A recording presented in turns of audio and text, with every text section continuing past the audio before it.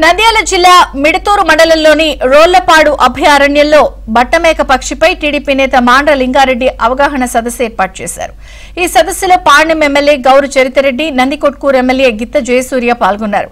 ప్రపంచంలోనే పేరుగాంచిన పక్షి రోళ్లపాడులో ఉండటం ఎంతో గర్వకారణమని గౌరు చరితరెడ్డి అన్నారు.